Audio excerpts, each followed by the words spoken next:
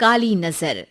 माँ, माँ, अरे क्या माँ माँ कर रहा है? बकरी का बच्चा है क्या? अरे माँ, मजाक छोड़ो। मुझे फाइनली वो मेन चौराहे वाली दुकान मिल गई है। अब देखना, आपका बेटा दुगनी स्पीड से पैसा कमाएगा। ओफो, ये क्या?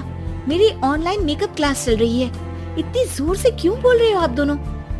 अरे मेरी धर्म पत्नी जी, मेकअप क्लास बाद में करना। वो चौराहे वाली दुकान मिल गई है हमको।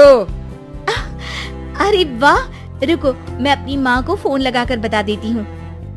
अरे मैं भी अपने रिश्तेदारों को बता देती हूँ। कितनी खुशी की बात है। हाँ हाँ, मैं भी अपने दोस्तों को बता देता हूँ। 1 हफ्ते बाद रजिस्ट्री है। बस घर में खुशी का मौका था। उन तीनों ने अपने अपने फोन उठाए और लोगों में बात फैलाना शुरू कर दिया।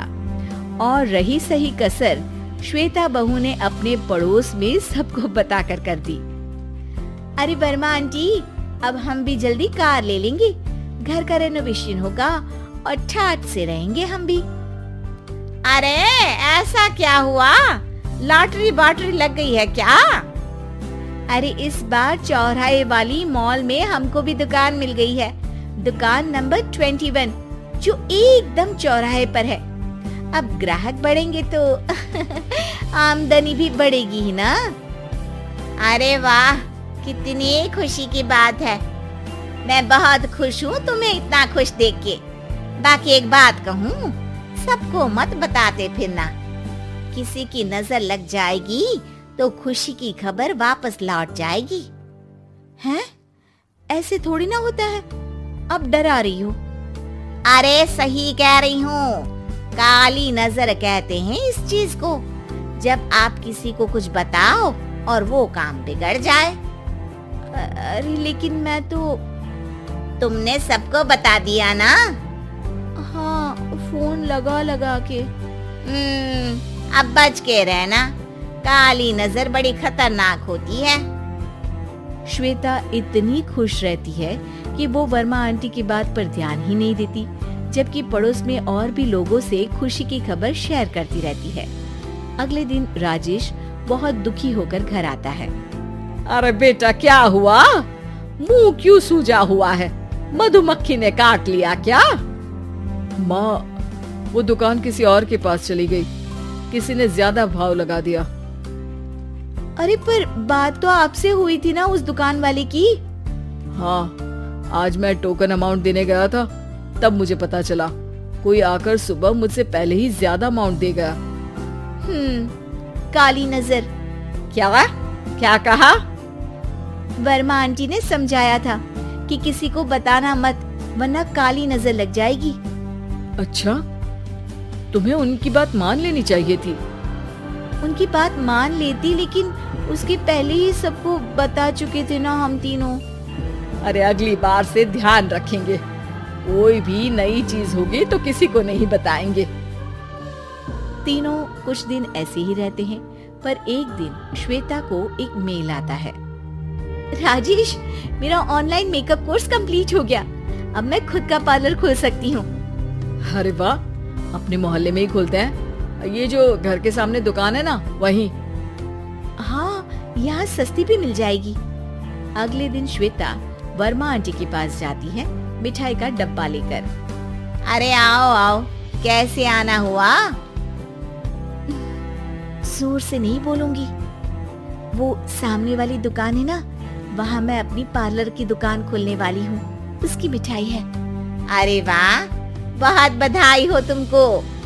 हाँ, मैं कमाने लगूंगी तो राजेश पर पूरे घर का बोझ नहीं रहेगा ना आंटी जी। ये तो है, पर ये बता कि तूने ये बात किसी और को तो नहीं बताई ना? अरे नहीं नहीं, पिछली बार गलती कर दी थी।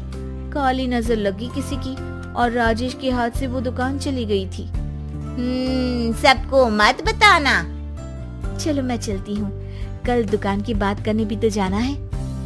अगले दिन श्वेता दुकान के लिए मालिक से बात करने जाती है। अरे लेकिन दुकान तो हम कल रात को ही किसी को दे चुके हैं। कल ही? हाँ, कल ही। 2 दिन बाद कोई यहाँ पार्लर भी खोल लेगा। अब कहीं और दुकान देख लीजिए। अरे पर हमको भी तो पार्लर ही खोलना था। भैया एक ही दुकान है, आधी आधी तो नहीं दे सकता ना मैं। राजेश और श्वेता घर पर हताश होकर आ जाते हैं। इस बार तो किसी को बताया भी नहीं था, अब किसकी काली नजर लग सकती है? सुनो, तुमने माँ को बताया था क्या? अरे कैसी बात कर रही हो, माँ की नजर थोड़ी ना लगेगी। पक्का तुमने किसी को नहीं बताया था ना? सिर्फ वर्मा आंटी को बताया था, उन्होंने ही मुझे किसी को नहीं बताने को कहा। अरे यार तुम भी सही हो, मेरी माँ को नहीं बताने को कह रही हो, पर वर्मा आंटी को बताना तुम्हें जरूरी लगा। अरे वर्मा आंटी ने ही तो काली नजर के बारे में बताया था ना, वो हमेशा हमारा भला ही तो चाहती है। मेरी माँ भी हमारा भला ही चाहती है। अरे पर चिल्ला क्यों रहे हो? बात नहीं कर सकते क्या आराम से? नहीं आता हूँ आराम से बात करना, और करना भी नहीं चाहता हूँ मैं। दुकान जाने का दुख गुस्से में बदल गया था और राजेश और श्वेता में बात बंद हो गई थी। 2 दिन बाद मोहल्ले में पार्लर का इनॉग्रेशन हुआ, जिसमें मोहल्ले के सभी लोगों को बुलाया गया, पर श्वेता, राजेश और माँ नहीं जाते। माँ अंदर आ जाओ, क्या देख रही हो? अरे नया पार्लर देख रही हूँ अपने आंगन से। देखो, माँ को दूसरे का सुख देखने में कितना मजा आ रहा है, मेरा दुख नहीं दिख रहा इन्हें। यहाँ मेरा पार्लर भी तो हो सकता था। अरे चुप रहो यार, हर बात में लड़ाई क्यों ढूंढ रही हो? राजेश और श्वेता फिर बहस करने लगते थे। तभी माँ ने दोनों को बाहर बुलाया। अरे जरा देखो तो, दुकान चलाने वाले का बोर्ड पर नाम क्या लिखा है? श्रुति वर्मा। गाड़ी निकाले बेटा, हमें कहीं जाना है। काली नजर का इलाज कराने।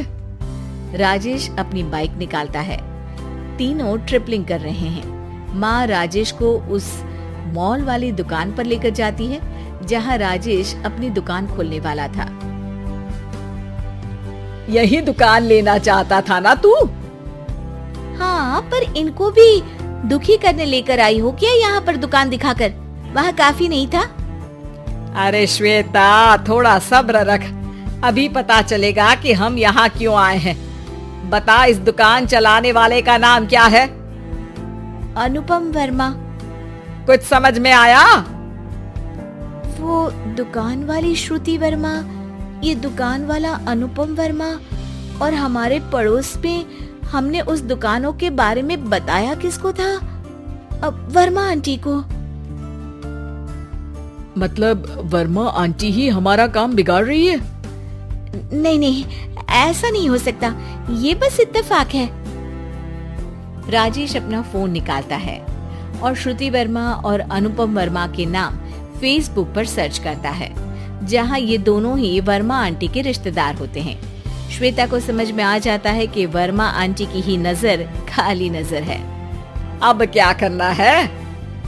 कोई भी खुशी की खबर हो तो काली नजर से बचना है, यानी वर्मा आंटी से बचना है।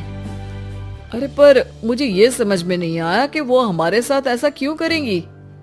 अरे बेटा, एक सीख है, दूर के आदमी को आपकी तरक्की से कम परेशानी होगी, पड़ोसी को ज्यादा।